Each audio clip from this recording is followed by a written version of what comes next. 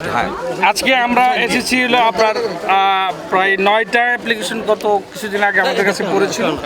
তো 9টা প্রজেক্টে আমরা আসছি হলো আপনার প্রথমে শ্রী শ্রী শিবকালী সার্বজনীন পূজা মন্দির উন্নয়ন, এটার জন্য নতুন ভবন এবং মন্দিরের নিকট মন্দিরের সাইজ হবে। আর তারপরে আইডিয়া হাসপাতাল সার্বজনীন পূজা মন্দির উন্নয়ন মহাখালী ঢাকা এবং ঢাকা 17 অন্তর্গত সাততলা স্টাফ রোড মহল্লার বিদ্যমান চলাচল অযোগ্য ভাঙ্গা মেরামত রাস্তা এবং ড্রেনেজ ব্যবস্থাটা আমরা একটা প্রকল্প নিয়ে আসছি। তারপরে হলো আপনার ঢাকা 17 আসনের বেলতলা করাইল এলাকা আপনার ওই যে প্রিপেইড মিটার যেটাকে ফ্রি করার ব্যবস্থা একটা করা অলরেডি কাজ চলমান, এটা দেখতে আসছি। তারপরে আপনি বিআরপি 15 নং ওয়ার্ড অভ্যন্তরে যাতায়াতের জন্য প্রধান সড়ক হতে মসজিদুল বুখারি কমপ্লেক্স পর্যন্ত রাস্তা ও সুয়ারেজ লাইন স্থাপন করার জন্য অলরেডি কাজ চলমান হয়ে গেছে, আপনার ভিজিট হয়ে গেছে। আমরা আসছি এটা দেখার জন্য। পাশাপাশি বিআরপি 15 নং ওয়ার্ডের অভ্যন্তরীণ মসজিদুল বুখারি কমপ্লেক্সের প্রাইমারি স্কুলে খেলানো একটা আছে, অত্যন্ত অনুপযোগী অবস্থায় আছে, একটু বৃষ্টি পানি হলে এটা ডুবে যায়। তো ওইটাকে আমরা মাটি ভরাট করব এবং সারফেস ড্রেন করবো, এটা আমাদের করবে। তারপর শ্রী শ্রী রাধাকৃষ্ণ দুর্গা মন্দির, তো এটাতে আসলাম। তারপরে বিটিএসএল সার্বজনীন পূজা উদযাপন পরিষদ মন্দির উন্নয়ন, তারপর বিটিএসএল সার্বজনীন পূজা পরিষদ উন্নয়ন মন্দিরের রাস্তা উন্নয়ন ও বাউন্ডারি ওয়াল মেরামত ও রং করা এবং গুলশান 1-2 যে লেক আছে ওই লেকটা অত্যন্ত অস্বাস্থ্যকর পরিবেশ অবস্থায় আছে, এটাকে আমরা আরও কীভাবে সুন্দর করে এটা ওয়াকওয়ে করে এটা কীভাবে পানিটাকে স্বচ্ছ করা যায় এটা সরজমিন দেখার জন্য মাননীয় জেলা প্রশাসক ঢাকা ইয়াসিন ফেরদৌস মুরাদ ভাই এসেছেন, উনি সরজমিনে দেখবেন। গতকালকে ইঞ্জিনিয়াররা এসে ঘুরে গিয়েছেন, আমাদেরকে একটা এস্টিমেট দিয়েছেন। এটা আমরা নিজে এসেছি, যেহেতু আমি এই জায়গায় আসছি, উনি ওই এলাকার লোকেই। তারপর উনি ভিজিট করে যেয়ে আমরা ইনশাল্লাহ পরবর্তীতে কাজগুলো স্টেপগুলো আমরা এক করে আগাবো। আপনারা আসলে দ্রুত কাজ শুরু করায় আনন্দিত। এটা আসলে ওনারা অত্যন্ত বলতে গেলে এটা আপনার হলো এটা এই জায়গাটা অত্যন্ত বঞ্চিত, এটা দীর্ঘ অনেক সময় থেকে এটাতে কোনো কাজ হয় না। তো এই আমাদের দরকার হলো যে সমাজ, আমাদের মাননীয় প্রধানমন্ত্রী যে কথাটা বলেছেন, সমাজের বৈষম্যটাকে একটু দূর করে আনতে হবে, আপনাকে কাছাকাছি পর্যায়ে নিয়ে আসতে হবে। কারণ এখন বৈষম্য হয়ে আছে 5 তলা আর নিচতলা, এটাকে আমরা এখন আর একটু কমানোর জন্য এই জন্য উনি অত্যন্ত দরিদ্রপ্রবণ এলাকাগুলোতে উনি কার্যক্রম স্পিড আপ করেছেন, যারা অ্যাটলিস্ট মানুষগুলো যাতে সুখে শান্তিতে থাকতে পারে, ভালো থাকতে পারে। আর এখানে কাজ করার আরেকটা কাজ হলো যে আগামী বর্ষাতে এটা যাতে পানির জমার যে একটা দীর্ঘ প্রবলেম আছে এটাকে কিভাবে দূরীকরণ করা যায় এটা নিয়ে আমরা কাজ করছি, এটা নিয়ে আমরা ধারে ধারে ঘুরছি। আর একটা প্রশ্ন রয়েছে, ঢাকা গুলশানের মতো জায়গায় দেখি যে অটো রিক্সা যেভাবে চলছে, এটা আসলে আমাদের ট্রাফিক বিভাগ আছে, তারা এটা নির্ধারণ করবে। এবং আমাদের মাননীয় প্রধানমন্ত্রী আন্তঃমন্ত্রণালয় একটা বৈঠক করছেন, আপনারা জানেন। এটা ঢাকা সিটি কর্পোরেশনের একটাই, আসলে ঢাকা জেলা পরিষদ এবং সিটি কর্পোরেশন এটা আসলে ভিন্ন একটা জিনিস। ঢাকা জেলা পরিষদের কাজ হলো আপনার একেবারে যে আপনার প্রত্যেকটা মসজিদ, মাদ্রাসা, কবরস্থান, স্কুল, কলেজ, আপনার এই যেগুলো আইডি পড়ে না, যেটা সিটি কর্পোরেশন যে কাজগুলো আসলে অবহেলাভাবে করে না সেই কাজগুলো করা, এটা আমাদের একটা জেলা পরিষদের কাজ। আর সবচেয়ে বড় কথা যেটা আপনি যেটা বলছেন সেটা হলো আমাদের এই ব্যাটারি চালিত রিক্সা, এটা আমার না শুধু, এটা আপনারও সমস্যা।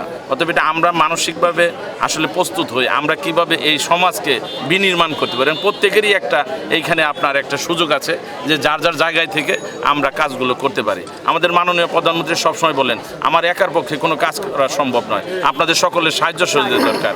অতএব আমরা যদি আমাদের মাননীয় প্রধানমন্ত্রীকে সাহায্য সহযোগিতা করি, আমরা বিশ্বাস করি যে আমাদের বাংলাদেশ যে কোনো সময়ের চেয়ে অনেক বেশি উন্নয়নের অগ্রযাত্রা অব্যাহত থাকবে। আসলে বিরোধী দল দেখেছি যে তারা জুলাই সনদ নিয়ে রয়েছে, দেশে যে তেল সংকট বা আগে তো পেট বাঁচতে হবে তারপরে। আচ্ছা, আমি একটা বলি আপনাদেরকে, জুলাই সনদ নিয়ে যে কথাগুলো বলতেছে, জুলাই সনদের মধ্যে কিন্তু শুধুমাত্র আপনি 36শে জুলাইয়ের অভ্যুত্থানের কথা বলা নাই, এইখানে 133টা অধ্যাদেশ। তার মধ্যে আপনার সবচেয়ে যে ইম্পর্টেন্ট যে জিনিসটা সেটা হচ্ছে আমাদের মাননীয় প্রধানমন্ত্রী 2023 সালে রাষ্ট্র কাঠামো মেরামতের 31 দফার মধ্যে অনেকগুলো অঙ্গীকার আছে, সেই অঙ্গীকারগুলো কিন্তু রাষ্ট্র সংস্কারের মধ্যে আছে।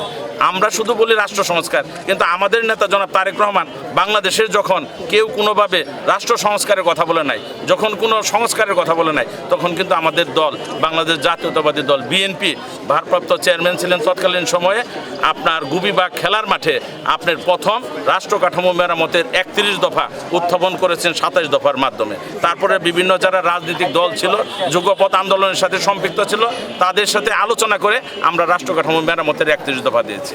অতএব এই রাষ্ট্র সংস্কারের সবচেয়ে বড় দাবিদার, বাংলাদেশের যতগুলো সংস্কার হয়েছে তার সবচেয়ে বড় দাবিদার হচ্ছে বাংলাদেশ জাতীয়তাবাদী দল বিএনপি।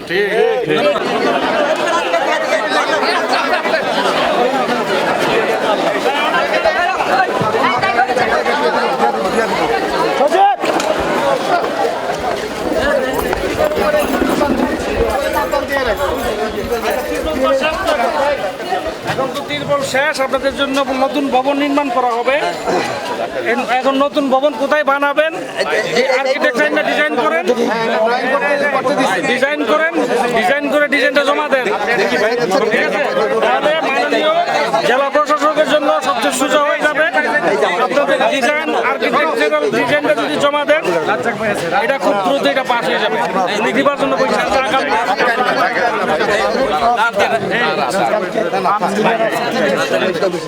সানি ভাই আর কাছে আপনারা কাগজ দিচ্ছেন না, আমি প্রক্রিয়া শুরু করছি না। এখন আমার কালকে এটা পাস হয়ে যাবে। এখন আপনি যে ডিজাইন ড্রয়িং যত তাড়াতাড়ি দিবেন তত বেশি আমি টেন্ডারে যেতে পারবো। আমার টেন্ডার যেতে হবে, দুর্গা পূজার আগে এটা উদ্বোধন করে দিতে চাই। দ্রুত দেন, দ্রুত দেন।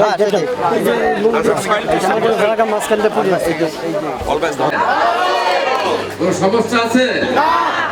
আর কোনো সমস্যা থাকবে না, কারণ বিএনপি এদেশের মাটির মানুষের দল।